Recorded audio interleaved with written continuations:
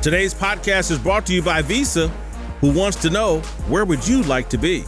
Whether you're a super fan getting ready for a game or a food truck owner feeding hungry fans, Visa wants to help you pursue your passion with a simple and unwavering vision to be the best way to pay and be paid for everyone, everywhere.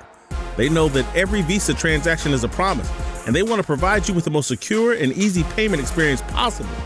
That's why they're continuing to make innovations, from tapping to pay to pushing money directly to your debit card so you can get to where you would like to be. Visa, everywhere you want to be. Hey y'all, Uncle Jimmy here. When you speak for yourself, you're forced to think for yourself. And when you think for yourself, the sports world looks different. In order to enjoy this podcast and this show, you need to have the courage to look at the world from alternative points of view and not be offended when you disagree. Speak for yourself isn't your Twitter, Facebook, or Instagram feed. SFY tells you what you need to hear and not what you want to hear. So, welcome aboard, buckle up, and enjoy the ride. We start today in Dallas. It's impossible to defend Cowboys coach Jason Garrett today. He cost his team a football game last night. On Dak Prescott's best night as a football player, Garrett took the game out of his quarterback's hands when it mattered the most. We all saw it. Dallas trailed the Vikings 28-24 in the final 2 minutes. Dak's passing drove the Cowboys to the Minnesota 11-yard line. Dallas then ran Ezekiel Elliott on consecutive plays and threw the ball to him on a third.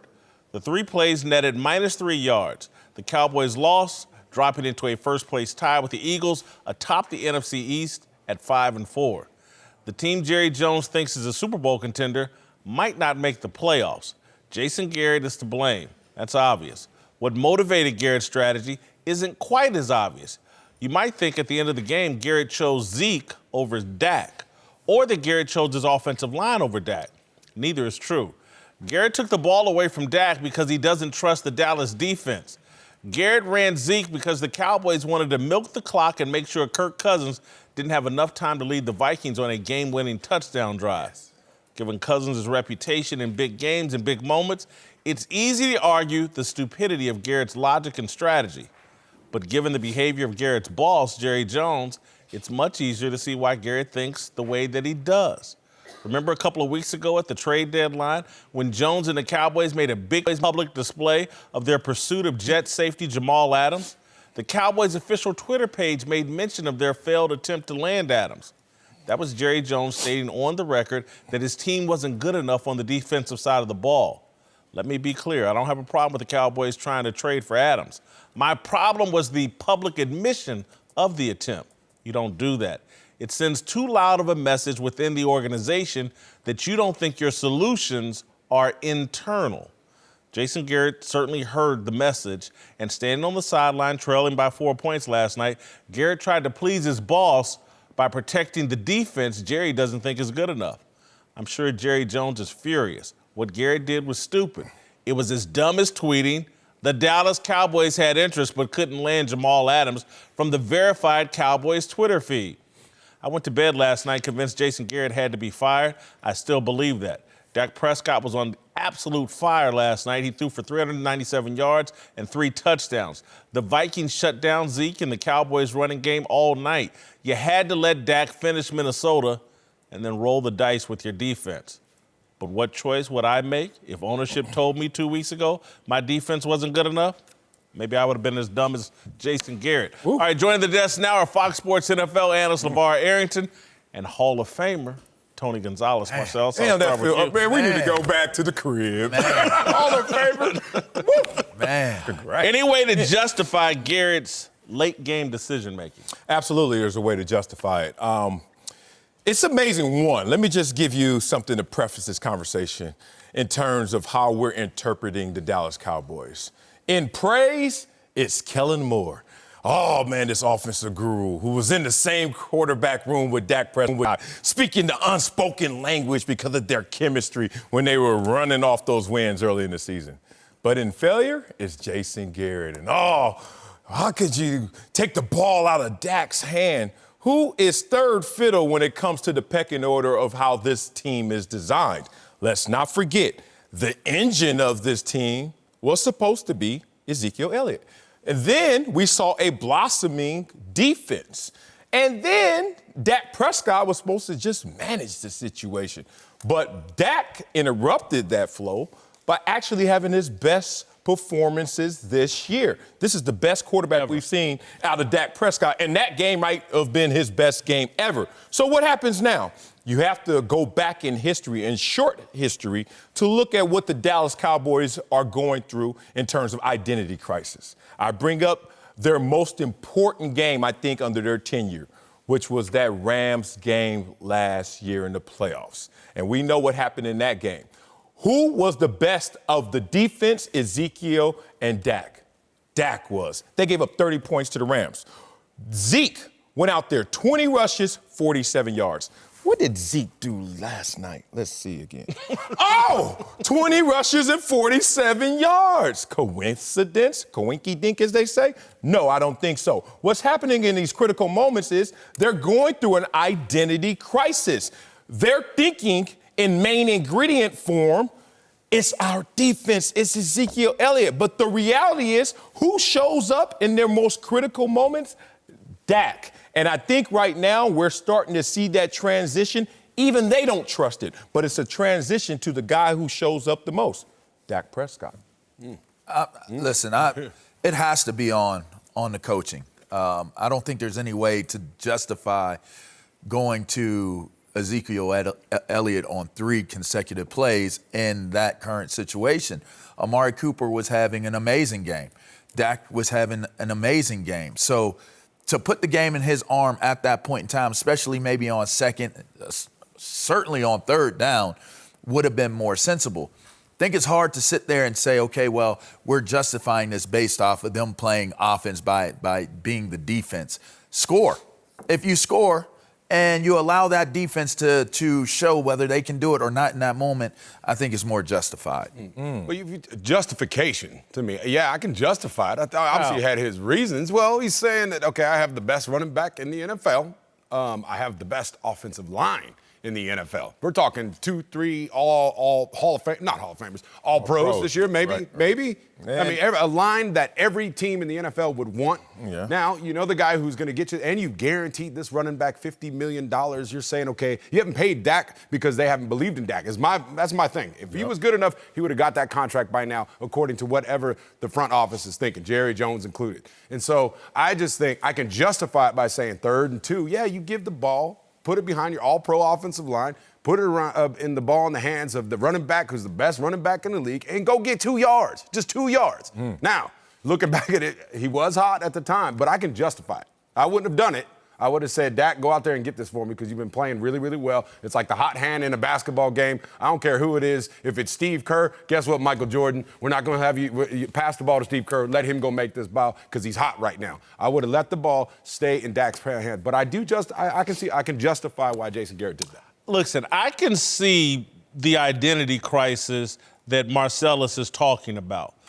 But in that moment, after 59 minutes, 58 minutes, the identity should have been established. And I do believe that Jason Garrett is the guy in those moments that says, run the ball. The offensive coordinator has a lot of latitude, but when it comes to late game strategy, protecting the defense, how we going to close out this game, the head coach said, hey, run it here. And I think he did twice in a row. And it's a mistake, but I do understand. I'm just telling you, he doesn't trust his defense. I think he does trust Dak Prescott. And particularly, anybody sitting there watching that game last night, you had to have all the faith in the world in Dak. Yeah. There was no reason to doubt Dak in that moment based on what we had all seen for 58 minutes of football. Well, there's an unconscious reason because you don't trust your eyes. Because you've been programmed by this organization. You've been programmed by the resumes of the defense of late and Ezekiel Elliott to not believe what you're seeing. And as we know what a coaching staff is, they're risk averse. Just like upstairs, they always justify things by the complexion of it. Why do they draft the biggest, fastest, strongest guy versus the guy who's just better? Because you can justify what you see. If you go into this situation, there is 1 minute and 33 seconds left in this game.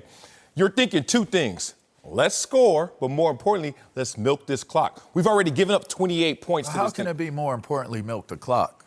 It's got to be you're losing. Yeah, you're losing, gotta be but most you don't important want to to score. save enough time for the other team to just run down the field, as this team has been looking good in terms of how they've attacked your defense. So you have to have a muscular move. That means whatever I'm doing, it has to justify more than one thing. It has to serve our purpose to get points up and serve another purpose. They can't put up points because we've milked the clock. I think that's what happened. So the decision was smart.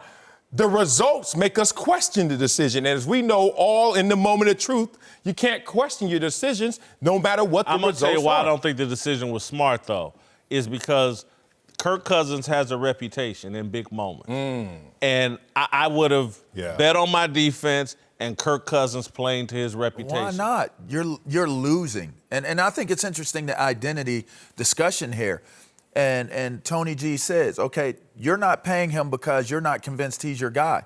How does he convince you he's your guy if you're not giving him the opportunity to make plays in these type of moments? It's called self-fulfilling prophecy. Well, we always make up our problems to make sure that our problems are the reason we don't have the results. Well, that's how it goes. It's circular logic. Then there's no need for a justification because Jason Garrett basically confirmed and did what everybody's thinking. We don't trust you in the big moments to make plays for us, whether we want to say it's the defense or not. We're not paying you this money, and we're not going to justify anything else other than say that if we're going to win and lose in these big moments, we're going to lean on Ezekiel Elliott, the engine of our team. Let's not be hypocritical up here. Hey, LeVar Arrington. Okay. There have been moments when you were not having a good game, but it's a big third down. And someone upstairs has whispered before even that moment, LeVar needs to be on the field. I don't give a damn if he's getting destroyed.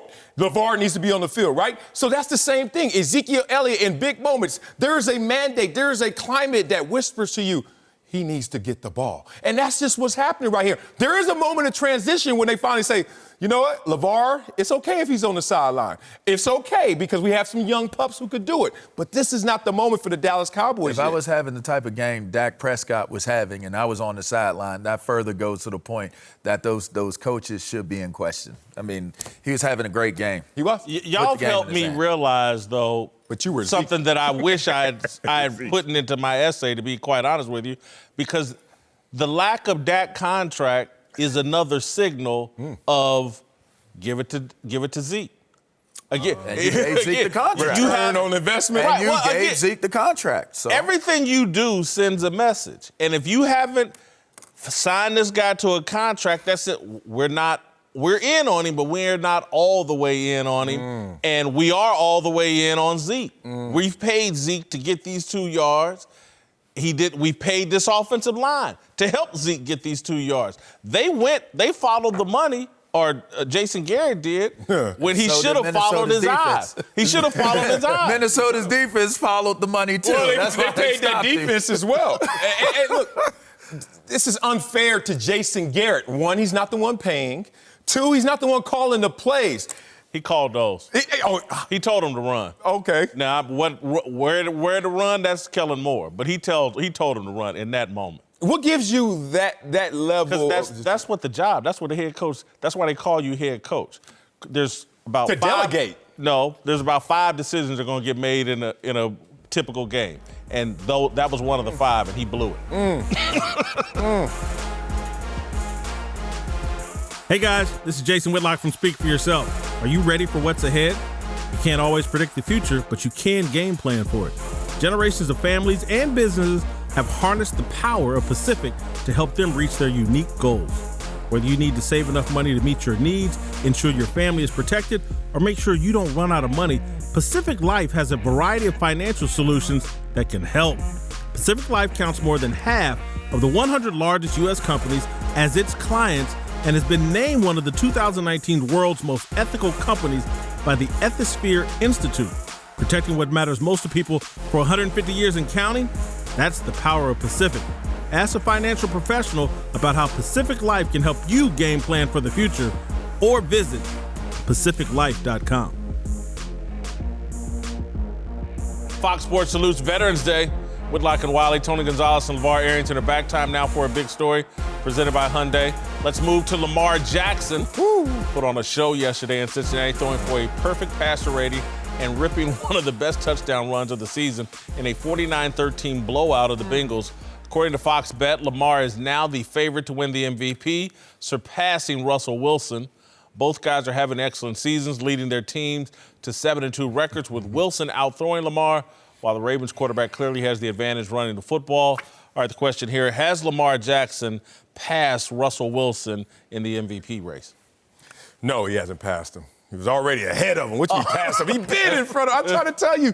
Look, I don't want to go down the road of numbers because I think that's what undermines Russell Wilson's argument more so than heightens it. Think about it. You're not going to surpass what we saw last year in terms of numbers.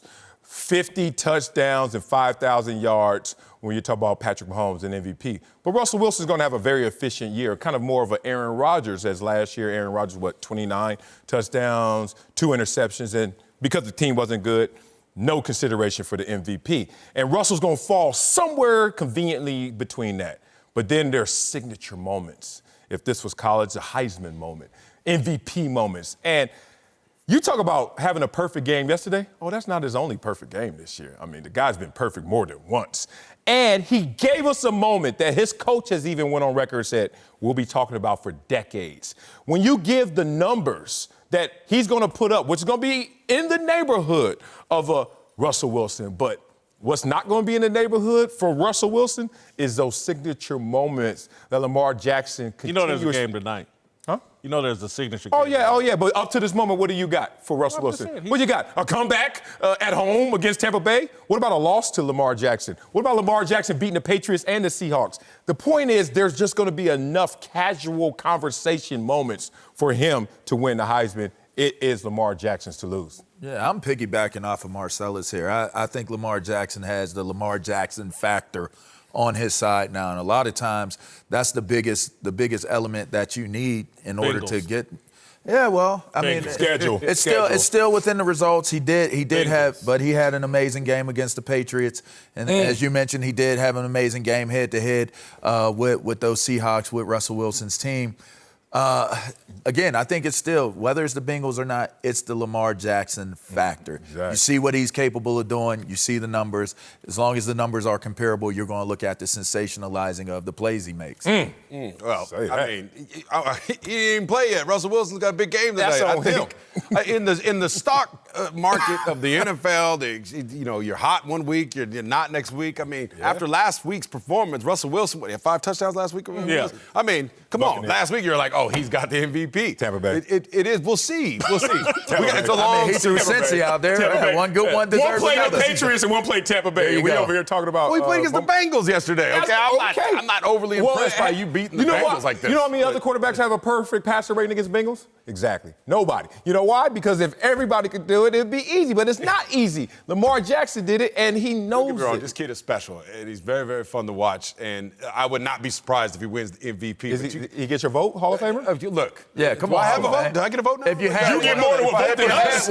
Well, who would you vote for? As of right now, this moment, today. I'm probably still going to go with Russell. I got to see what happens tonight. If he beats the San Francisco 49ers, is he back in that MVP? Okay. It depends on how he performs. Yes, exactly. Look, even if they win. I want to be crystal clear on this because people think I have a problem with Lamar Jackson. That yesterday, you can't play quarterback any better than he did. Say it. You cannot. It's impossible. Mm-hmm. That was the perfect game. Now, again, it was against the Bengals, and so you knock it down a slight, but you can't do it any better. There were throws he made into tight windows that just blew my mind. He can do that? That was incredible. Of course, the running, he looked like he was back at Louisville playing against college kids with the run against the Bengals.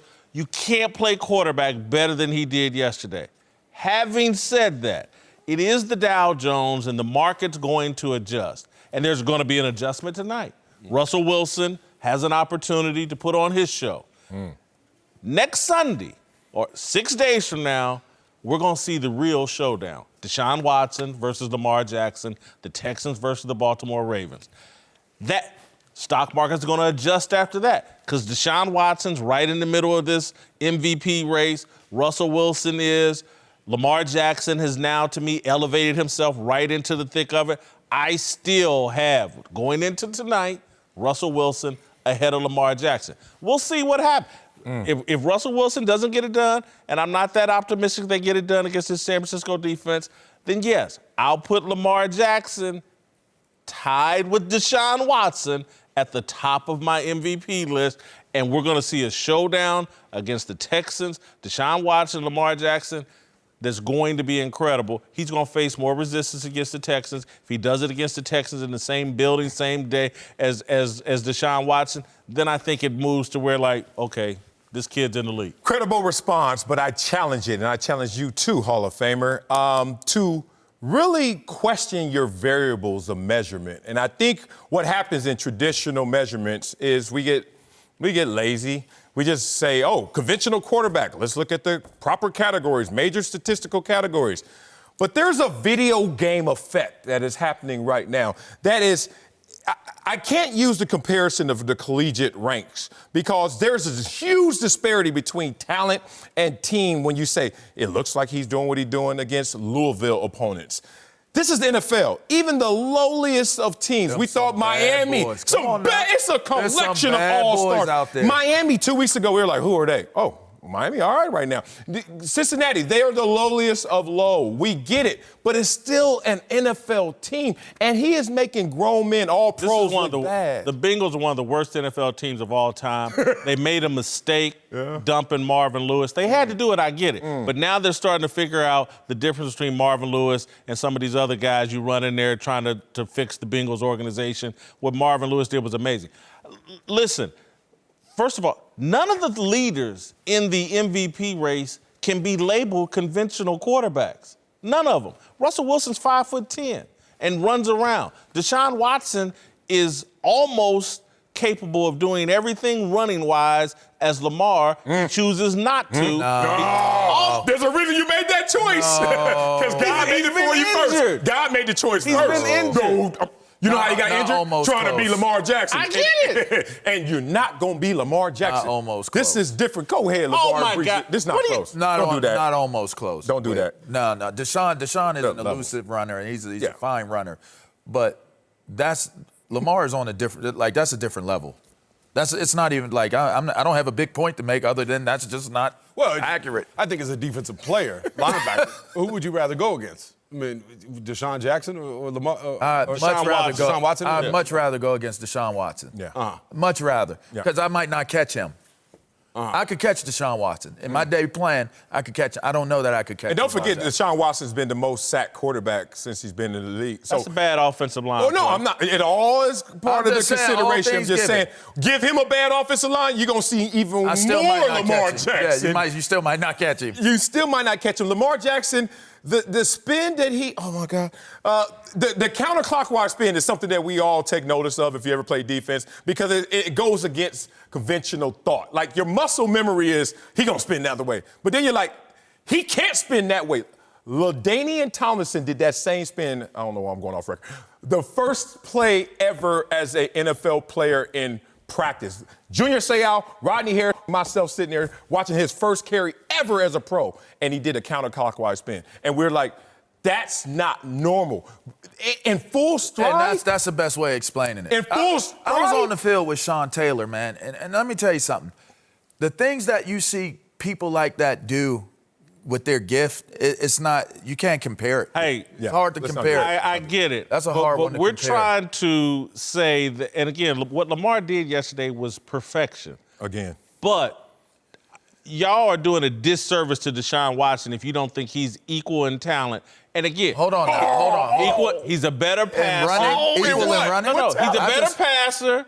Yeah. Lamar's a better runner, but there is equality among these two. I was not arguing total talent as a quarterback. Yeah. I heard you say he can run. He runs almost the same as Lamar Jackson. I believe that if not for the injury. You can't get caught up just in the athleticism, Yeah. okay? You still got to have the other tangibles that make you a good quarterback, when to slide, when to get out of bounds, when to throw the ball away, all that other stuff that I think Russell Wilson is better at than Lamar Jackson. Absolutely. And I think that, but Vince Carter, the dunker. dunker, right? Yeah. Okay, he's a great dunker, great football player, but I'm not taking him over Kobe. Basketball. Basketball player, right, but yeah. I mean, you can look at it and go, just because he's doing all this 360 stuff doesn't mean You would have took that he's Vince a better Carter player. coming out of college over Kobe Bryant. No, you wouldn't have. I would have. I would have. that's Go to why you college. played We're football. We're all entitled to opinions here. I'm just looking at these goalposts. And you have CTE, and we're going to move on. These goalposts are moving. How are they moving so far? Fox Sports is proud to partner with The Mission Continues, a non-profit organization deploying military veterans and community leaders to build stronger communities across the nation. Visit www.missioncontinues.org to learn more. Whitlock and Wiley, Tony Gonzalez and LeVar Arrington are back. Let's move to Pittsburgh, where Mike Tomlin and the Steelers continued their climb back into the playoff hunt yesterday, holding the Rams to just 12 points with a dominant defensive performance that had Jared Goff looking completely lost. Pittsburgh pretty much reduced Sean McVay's vaunted offense to rubble, with LA going just 1 for 14 on third down with 4 turnovers, only 1 drive into the red zone, and 0 touchdowns.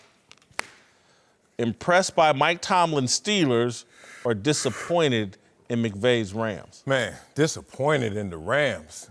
Falling from the Super Bowl appearance to this, where it's not even just the results that are disheartening, it's the fact that they don't have a formula for success. That's what erode a team when you go into the meeting room and coach is talking and then all of a sudden it just turns into Charlie Brown speech because what you're saying, coach, is not translating. Where's the running game? Nothing.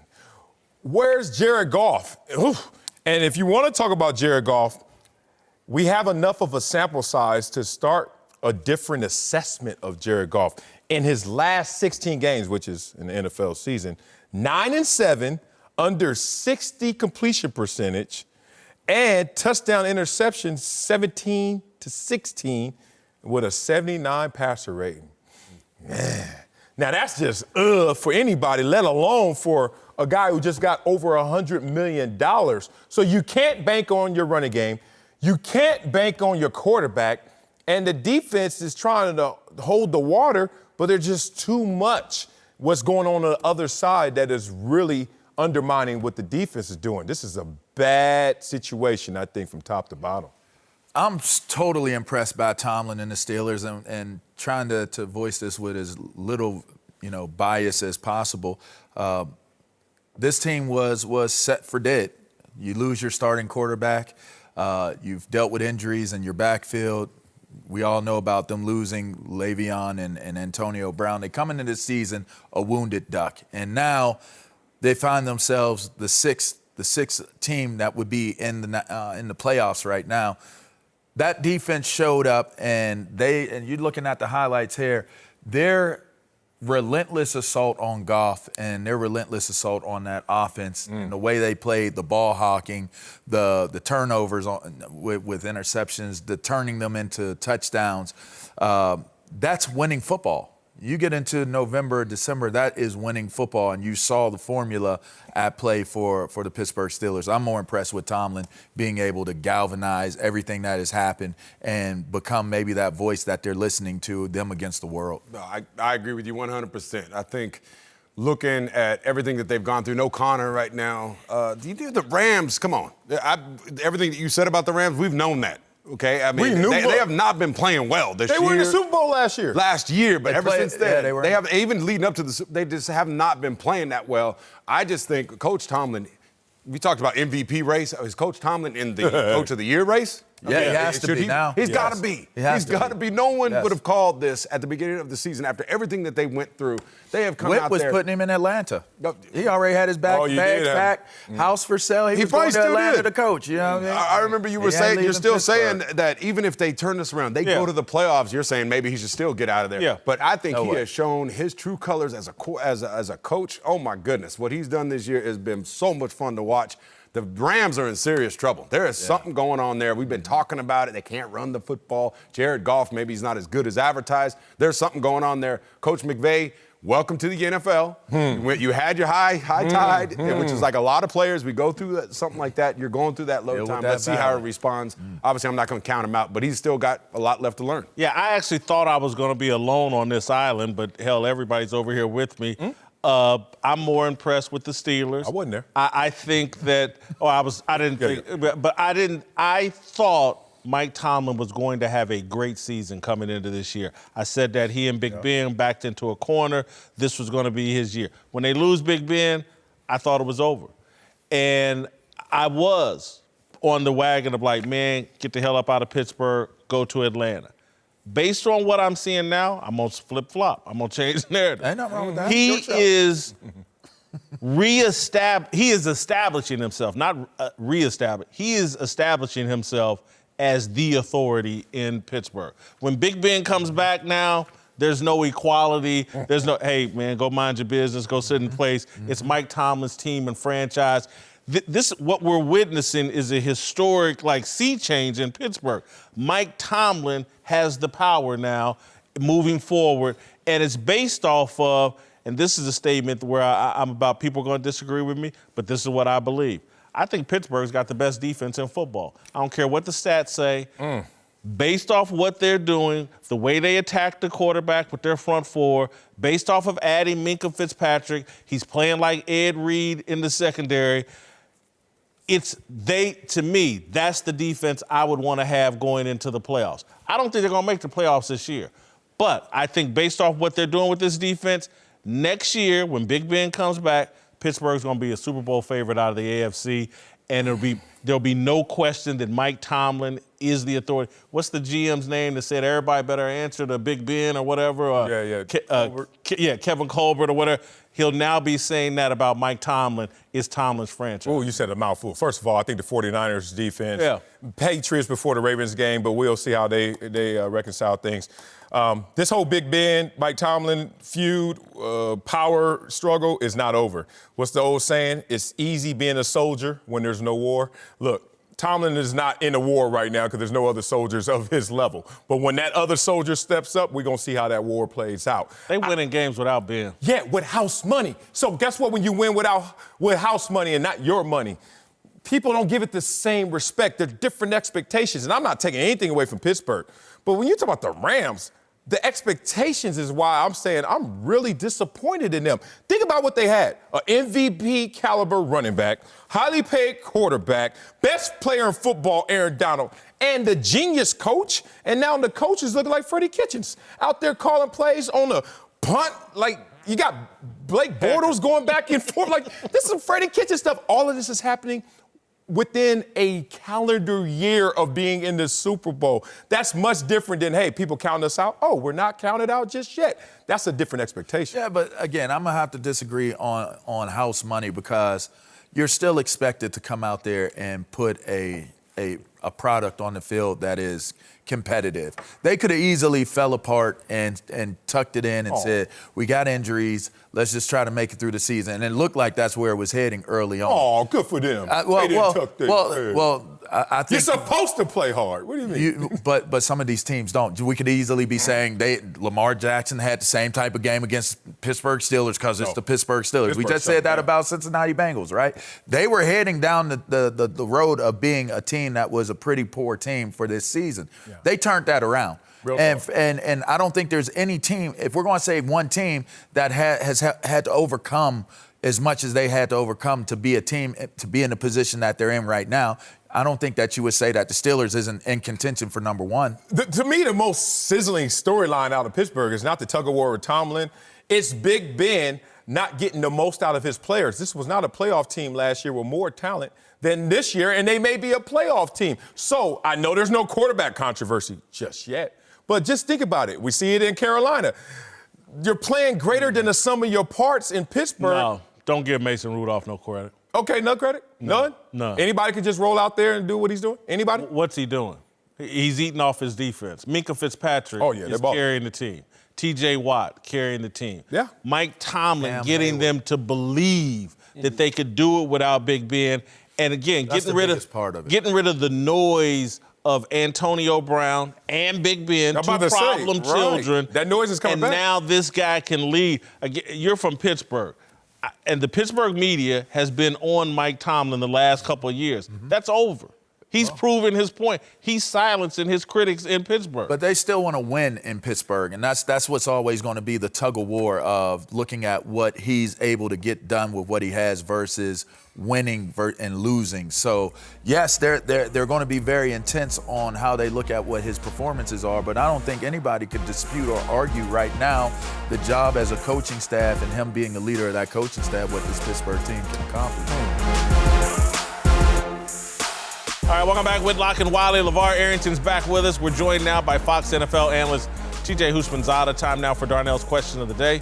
Darnell, homeboy, take it away. Yes, sir. Let's move to a huge showdown in college football this weekend. We're number 2 LSU, top number 3 Alabama, 46-41 in Tuscaloosa. The Tigers got an incredible performance from quarterback Joe Burrow. Well, some people saying the game won Burrow the Heisman, but after getting dominated in the first half, Bama was able to battle back and make it back with Tua Tagovailoa looking more like his old self in the second half. So I got to ask you guys, are you convinced Joe Burrow is better than touchdown Tua? No. No. That was quick. He outplayed him, but better. I'm not willing to go there. When in January, I hope they meet again in the playoffs. Yes. Tua will be healthy, and this is yet to be determined who's the better quarterback. I'm with you. Nope, not at all. I mean, for me, it's already determined. I've seen enough of Tua and his accuracy. I mean, you talking about laying pillows between the numbers time and time again. For me, it's touchdown Tua. That said, this game was interesting to watch. Obviously, a hampered and injured Tua goes out there and slowly gets his rhythm, and finally you see that this was a closely contested ball game at the end. But football is about emotional content. Like, it's a game of skill, but it's a greater game of will. And when you're playing a team that you have beat 8 consecutive times, including 29-0 with the same quarterback, Joe Burrow, it is difficult to get yourself to that same emotional charge. Even if it is a big game, somewhere in the subconscious is like, man, we know how to handle these dudes. And LSU came out with a different emotional content to the point where Coach Orgeron, after the game, is sitting there, bring it up, guys. This is not our house. The hell? What pop order coach are we talking about? Like, this is you know why I don't love that? Because it tells me that you put it all into this one, which is great. But as you know, any marathon, make sure you got some more if we see you later, because what you gonna say then? And they're gonna have a month off. If they see each other again, it won't be in the SEC championship game because they can't play each other. What's gonna happen when we have a month off and Tua's healthy? Oh, well, God, let's bring it up. That ain't gonna work this time, bro. Now we know y'all good and y'all want this like we want this. You have woke a sleeping giant. I think Alabama's still the better team and Tua's the better quarterback. Man, Joe Burrow's better than Tua. I don't, hurt or not hurt, he went out there and played. And you bring up the 29-0 victory last year. Number one, that was Joe Burrow's first year starting as a college quarterback after transferring from Ohio State. That counts. This offense is completely different than the offense they ran last year. They bring in Joe Brady from the Saints, and this offense doesn't even resemble the same type of offense they ran last year. You look at Alabama's offense. Those 3 receivers are all going to be first-round picks.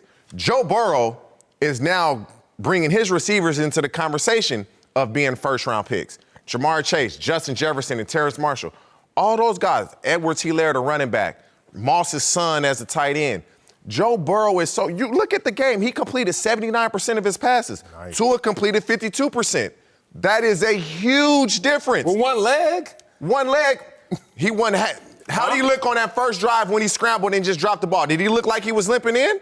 It's not about the limp. It's about the moments that you can't use all of your attributes. On the goal line, you can run it in or you got to throw it in. Tua had to throw it because he didn't even have the opportunity because of the leg injury. I agree with that. Right? I agree with that. If they play again, it had nothing to do. LSU shredded Alabama's defense. Yes, they did. Shredded them. Yes, they did. Shredded them. That ain't Tua, though. So Tua's not playing defense. Right. And so when I look at it statistically, Joe Burrow, the Heisman's over. It's his. Oh, yeah. He's completing over 75% of his passes. There's no question he's better than Tua right now. Well, I don't know about the Heisman deal, but I do say if the Heisman came down between Burrow and Tua today, it would go to Joe. So if you're asking me today, am I convinced that Joe Burrow is better than Tua? I would say, as it applies to college football right now as a player, yes. But I think it's on twofold, okay? Is he the better quarterback moving forward? And I would say no, if I'm just being honest. Tua, that's where I disagree with you. I think Tua is a more NFL prepared quarterback. I think Tua has a better arm. You won't see a quarterback with more arm accuracy with deep balls than what Tua has You know the NFL ball and the college ball is different? You know that, right? Yeah, Joe Burrow. You know the college ball is smaller, so guys like Joe Burrow that has big hands, when you go to that NFL ball, you spin that a little better. You know what? I've had an argument with people about whether the college ball is smaller than the NFL ball, and people have told me they're the same size. I agree with you. I think they feel different, and I think something about the way NFL balls are inflated make it different. I think Joe Burrow's the better pro prospect. I really do. I think I'm yet to be convinced that he's a better college quarterback than Tua. I want to see Tua healthy before I jump to that conclusion. I want to see him in the playoffs, hopefully against LSU again or whomever in the playoffs again. And again, Marcellus has already jumped us there. I was going to have Darnell ask as a follow-up, but I think Alabama wins a rematch. For me, when I look at it, LSU played Alabama in Tuscaloosa. Tough environment to win in. And they pretty much dominated the game. If you look at Stingley, he's a freshman. He gave up 2 bombs. Rare. He'll learn from that. You put him on a neutral field, it might be worse. I think Alabama's defensive They had line. a backup defensive back in there for LSU in the game, I believe. Dude, they were banged up. Listen, a lot of them. Regardless of all of that, it would be difficult for any team, no matter how good they are, it would be very difficult for any team to be able to beat Alabama two Dude, you times got in one this season. Alabama team, they're not the Alabama of the years past. No, like, when have you seen an Alabama team give up this many points? They're not the same defense. Offensively, firepower all across the – they're not the same team.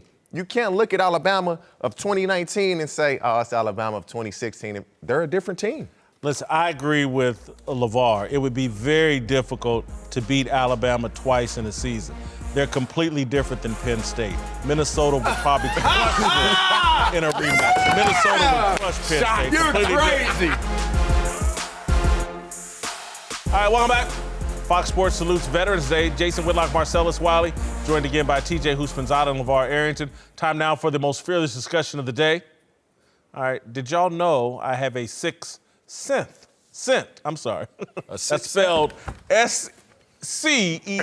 What you got, man? Tell us. I smell quarterback controversies. I smell them long before anyone else. Yep, there's one cooking in the French Quarter in the Big Easy, New Orleans. Drew Brees versus Teddy Bridgewater. I'm not saying this one is ready to come out of the oven. I'm saying yesterday's shocking 26-9 loss to the Falcons inside the Superdome will make Sean Payton and the Saints hit the pre-bake button on the oven. You can't come off a bye and get curb stomped by the Falcons inside your home stadium without evaluating everything about your team. 40-year-old Drew Brees is up for evaluation. If the Saints play poorly down in Tampa this weekend, the Brees versus Bridgewater controversy gets placed in the oven. I know the Saints' offensive line was terrible yesterday. I know the Saints' defense was terrible yesterday. I know that by the numbers, Teddy hasn't outplayed Drew this season. But what I also know is that Brees is in rapid decline from a year ago when he was an MVP candidate. His passer rating is 16 points lower than last season. I also know Brees injured the thumb on his throwing hand this season. Bridgewater is an ascending player, and Brees is a descending player. If Teddy were reinstated into the lineup, how good would he be in January and during the playoffs? Would he be better than Brees? That's a question Sean Payton and the Saints staff are having today. And here's an intangible they're considering. Part of Brees' mojo has always been how much guys love playing for and with him. The Saints roster has every reason to believe Drew Brees made them special. Do they still believe that after Bridgewater led the team to 5 straight victories? What amazed me Sunday was how flat the Saints were at home coming off a bye and playing inside the Superdome. The old Drew Brees would have had the Saints emotionally ready to stomp out a bad Falcons team. The Saints had no fight yesterday. That's what makes this Tampa game on the road so critical. If the Saints can't rebound emotionally with a lights-out performance, I smell a QB controversy with a side order of nachos. All right, guys. Marcel, let's get us rolling. Can you sense, S-E-N-S-E, a Drew Brees, Teddy Bridgewater QB controversy? I'm hooked on phonics, man. I don't know what the hell you spelling over here. I'm going to say this. I'm going to stop short of saying controversy, but certainly I think the ingredients are there for this. And I think I'm the most qualified up here to speak on this subject because I suffered through arguably the most divisive quarterback controversy in NFL history. And it was Rob Johnson and Doug Flutie, which was on the cover of magazines, and it really almost came to blows in the locker room to the tune of us losing the playoff game because of that quarterback controversy. Let's talk about those ingredients. Salary, performance, age, equity, and most importantly, is the franchise lying about it. Because that's what we learned from our experience. When they act like nothing's changing, but behind closed doors, a lot of conversation is changing.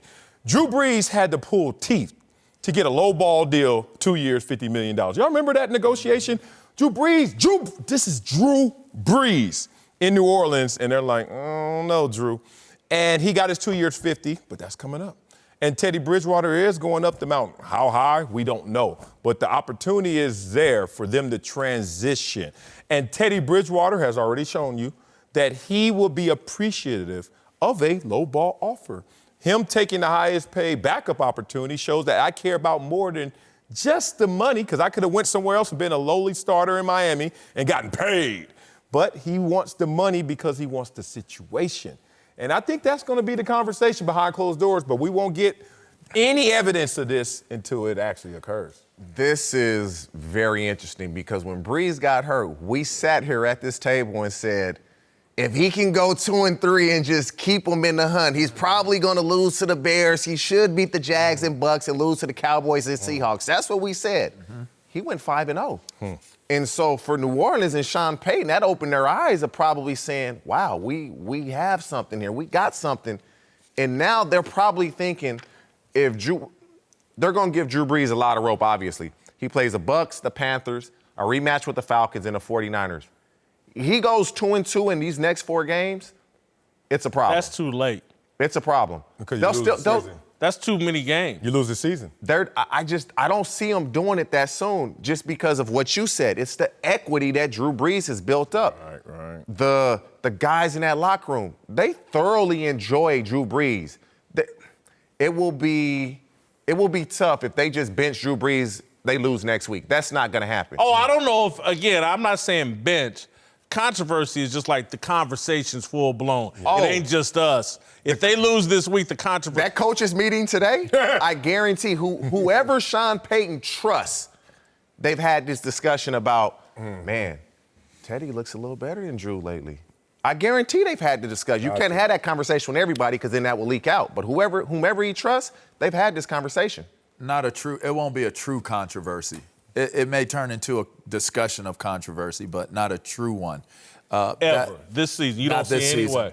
That's like trying to turn a cruise liner around. And it already did. It turned around for 5 games. No, it did not. It did not. Because you can still look at the structure of the team and say that the structure of how well this defense plays, the structure of Sean Payton and his coaching staff, the way they call their offenses, the scheming. This loss that they just took was a trap game. This could be just as much a trap game. Who trapped them? Who they play next? That's a trap. Well, the trap game was the fact that they played a team like the Atlanta Falcons that has the talent coming to off be a just. bye. Yes, they have the Falcons talent. have been awful. Man, at home, coming off a bye. Y'all gonna let me make my point? Go ahead, man. Y'all gonna let me make spicy. Let me give you the point. The reason why it's a trap game is because you have a team with a quarterback like Ryan, with receivers with talent, and and they're not performing at a high level. At any point in time during the course of the year, you could see an Atlanta Falcon team do what they just did in that game yesterday. So this could be just as much against Sean Payton and that coaching staff. This probably was a team loss. And if you're looking at that internally as this is the reason why they lost, then it's hard to turn that into a quarterback controversy by saying, well, Teddy didn't lose, but now he just, Drew just lost to the Atlanta Falcons. The argument, though, is if they go lay an egg down in Tampa, a bad team, their conversation is going to take root from there. If you're right, they can write this off. Hey, Atlanta was due. Atlanta has talent. They were going to play, and we kind of took them for granted. If you go down to Tampa and there's some issues, because I watched this game and there were issues with the offensive line, but Drew Brees just didn't look comfortable. He looked 40. He's not challenging people downfield with the ball. His long balls were overthrown.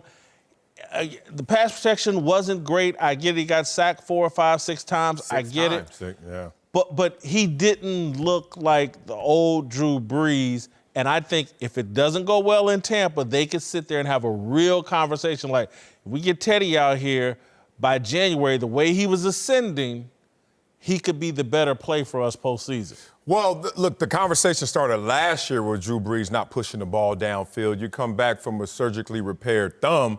Obviously, that's not going to be the first thing you go to is pushing the ball downfield. Still respectable numbers for Drew Brees. But this conversation lends itself to where TJ is where how do you get it started? Sean Payton has to have this conversation if he's doing his job and his due diligence as the head coach of this ball club, looking at Drew Brees in a contract year. And you have to take a confidant and say, look, meet me at the Super Popeyes. You know where it's at. Second story, spicy chicken sandwiches. Let's go talk this through. Too many people there, but go ahead. It ain't private. But they don't know what you're talking about. But anyway, talk about it. And that's how you play it on. You're like, hey, fries if it's Drew, Diet Coke if it's Teddy Bridgewater. Like, whatever we got to do.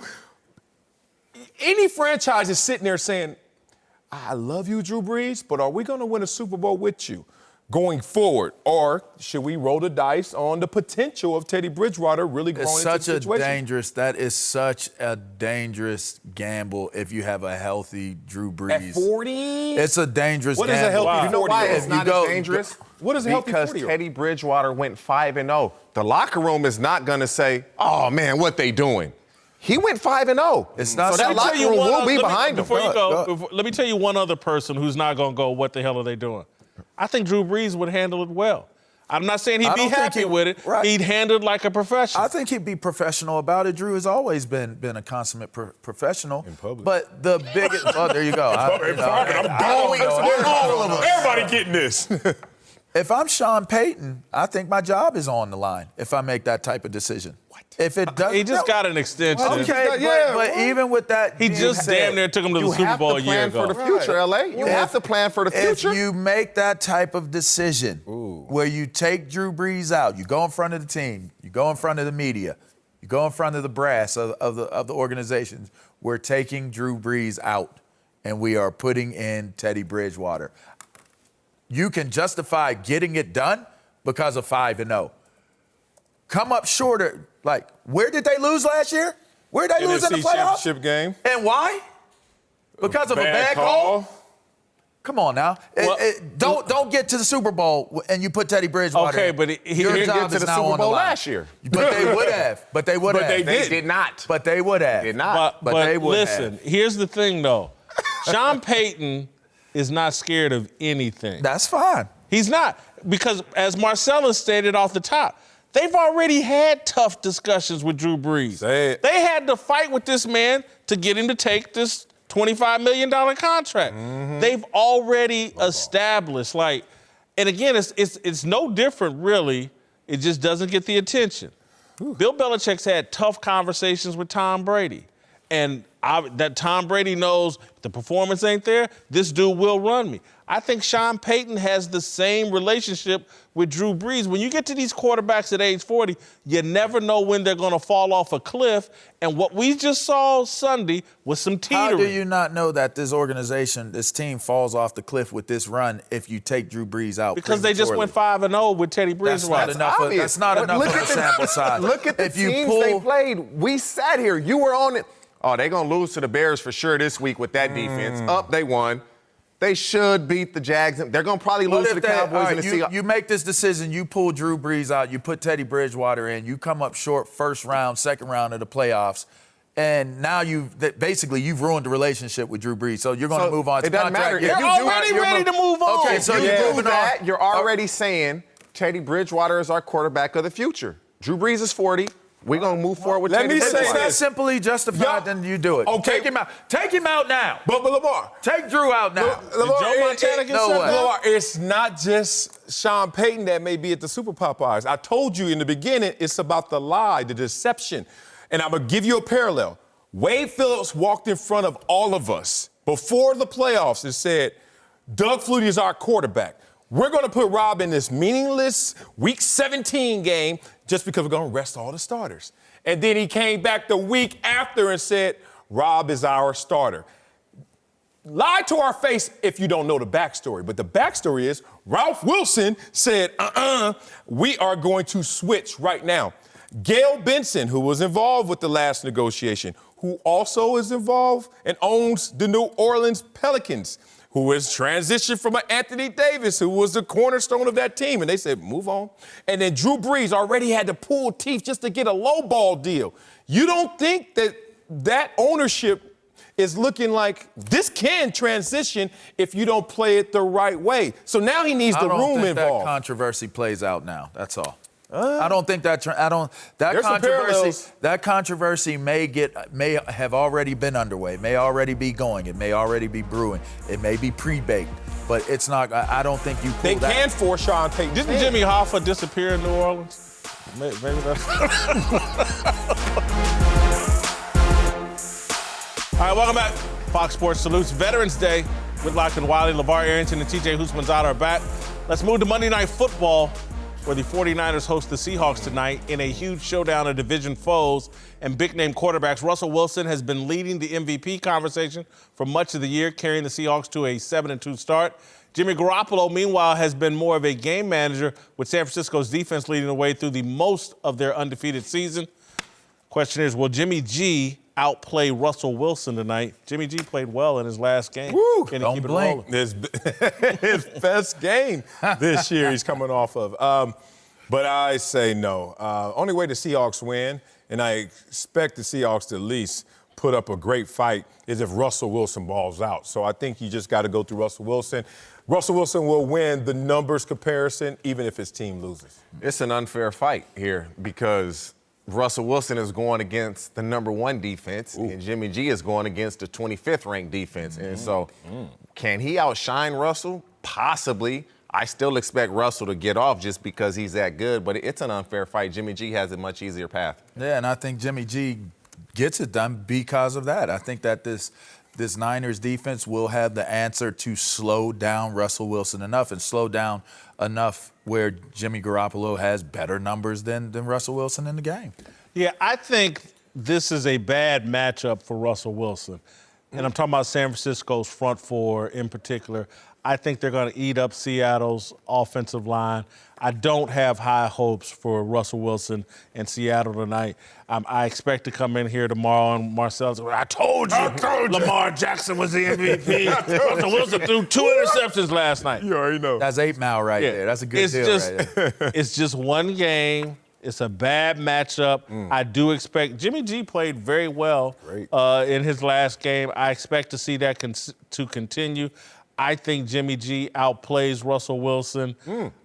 What I'm hoping to see, though, is a Seattle upset. I'm hoping that somehow Jadeveon Clowney and the Seattle defense shows me something. They Do you haven't done think much. Seattle can make a difference now with Josh Gordon on the outside, DK Metcalf on the outside. There's familiarity. There's those guys. Familiarity. Josh Gordon's in the new scenario. Yeah, but I'm saying between the two teams, there is a familiarity, and if you're looking at the dominance, that still belongs to the Seahawks. There could be an air of dominance that says, we don't care how good your defense is right now. We don't care how good y'all are. Yeah. We're still going to come in here and hit you on the We're mouth. going to sun you. Yeah. Yeah, I just want That's very everyone to possible. give respect to Jimmy G, who we want to put a label of game manager on this guy, where he's really fighting through that injury and the plant-led confidence that you're starting to see. His best game was his last game. As he figures out how confident I could be in my body, but more importantly, what is necessary for me to help this team continue to succeed. So I got respect for the way he's playing the game, that balancing effect. Because I know he has more in him, but he's like, why flex right now when things are going so well? But a lot of it is, too, you look at Shanahan, look at his father's offense. They are a run-centric offense. They want to run the ball. So Jimmy G can just be a product of how Kyle Shanahan wants to run his offense. We're going to run the ball. We're going to control the clock. We're going to play action. They haven't had to really unleash Jimmy G. And so that remains to be seen whether they have to. The thing that could happen, again, Russell Wilson's buttoned up, going to follow the game plan, going to improvise when appropriate. Jimmy G's not buttoned up. Jimmy G could get out here and try to do too much. Big Monday Night Football game. That's the way, that's the path for Seattle. If Jimmy G makes some mistakes, he is quick to throw into coverage. There is a path for Seattle to get in this game. I just don't expect them to take it. All right, Darnell, did anyone win the Super 6 this weekend? No jackpot winners, Whitlock, but there was one lucky fan walked away 5 G's richer, and the only game they missed was the Falcons blowing out the Saints. So be sure to download the Fox Sports Super 6 app and play for free for a chance to win. I'll have to say this, with the Whitlock personal Super 6, didn't go well either. All right, coming up. Yeah. Uncle Jimmy's here to help us talk about Jason Garrett's approval rating.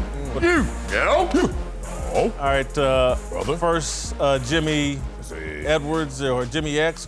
Anyway, who's your big W Jimmy today? X.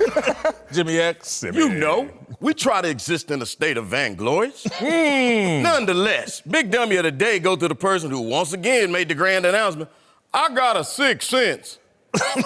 I'm here to confirm, after 7 years of being with you on holidays, you got an 8th and 9th sense, buddy. We lost track last year. That's cold. How many plates? 8 Hey, man, he eat cold chitlins. Wow, that's saying a lot. bad. All right, let's talk some Jason Garrett, who made some terrible decisions in crunch time last night as the Cowboys lost to the Vikings. After starting 3-0, Dallas is now 5-4 and in danger of missing the playoffs. Marcellus, do you think this is Garrett's last season in Dallas? No, I think he's a stabilizing force. Since he's been there, 4th in terms of wins in the NFC. And then you have a quarterback who has the 2nd most wins since he's been the quarterback of your franchise. It's stabilized. Will they? If they miss the playoffs, he comes back. He's got no contract. I know he has no contract, but Jason Garrett is going to look at it more than just trying to get top dollar. I think the circumstances fit him. And if you let him go, you'll see how tough it is to manage these personalities. I'd fire him and bring in Mike Tomlin. Tomlin ain't leaving Pittsburgh. He over there overachieving now. What we going to do? All right, Uncle Jimmy, you have a take No time. on Jason Garrett and his meltdown last night? First of all, I'd like to say, excuse me, my brother being in possession of much bodily mass. But can you explain to me how you went all day long and not discuss the fact that for the first time in NFL history, each and every one of the black quarterbacks, black coaches went undefeated? That's right. Each and every 2 of them. Brian Flores and Mike Tomlin. Listen, Linda.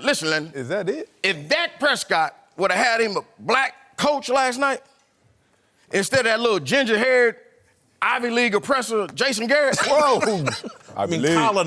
I believe.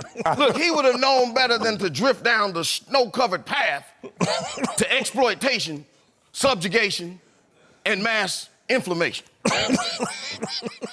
Look here, man, I'm trying to tell you, if Deion Sanders was the coach of the Dallas Cowboys last night. Oh, man. He was, or he? If I'm telling you, if primetime Deion Sanders was the coach of the Dallas Cowboys last night, he would have shined in primetime. Deion. And they would have put the call out because Dak would have balled out. Ooh, okay. Well, here we go. Deion wants to be I'm Florida trying State to tell you, man, coach. listen to me, my brothers. This is a problem. Different team. Black quarterbacks need a coach that they can relate to. Hey, look, man, it's hard to relate to a coach that ain't never once smoked a blunt. It's just like you, Brother Whitlock. Look, if you would have had a black coach in your younger days, you would have been able to give up your love of pig's feet and white women, thus making you being a more productive member of the movement today. Wow. Look, Dak Prescott need him a black coach like that brother LeVar got in Baltimore. Lamar. Like that brother LeVar Jackson got in Baltimore. John Harbaugh's not black. John Harbaugh. He's not black. He ain't black. He may not be black, but he damn sure coach like he do. Huh? Bottom line, John Harbaugh learned to dance from Ray Lewis. And that's what you saw from LeVar last night. Where you go? Look at where you go. Ha! Tiptoeing all over them little young Thundercats from Cincinnati. Yep. Now, who would you rather have teaching you to dance? John Harbaugh? Or that howdy-doody looking little red-haired stepchild, Jason Garrett, teaching you to do the what's that called? The cowboy cha-cha slide. Hey, that's fire, though. I give He need to be getting ready to get on the Soul Train line. You know, hands on your knees. Hands on your knees. No, he trying to get, all he caring about is dancing on the star. Hey. That's fire. I ain't never seen no brother do that, man. Come on here now. Oh, that was pretty good. That is great. That was pretty good. Hands on your knees. All right, I Hands got on your knees. Jason Garrett. Everybody clap their hands. I got Jason Garrett at a 39 dumpster Come on, fire. man. That low? Yeah, he's only down 1 point. I had him close earlier, but yeah, he's a dumpster fire. Yeah, I have nothing credible to say. I have Ivy League bias, so I'm going with 55. And Steve Kerr smoked the blunt, and he ain't black. Like, you can get some non-black coaches. All right, the internet agrees with me. Steve Kerr. 52% at dumpster fire. All right, that's it for us. We're out of here. trying to Probably tell in you. trouble.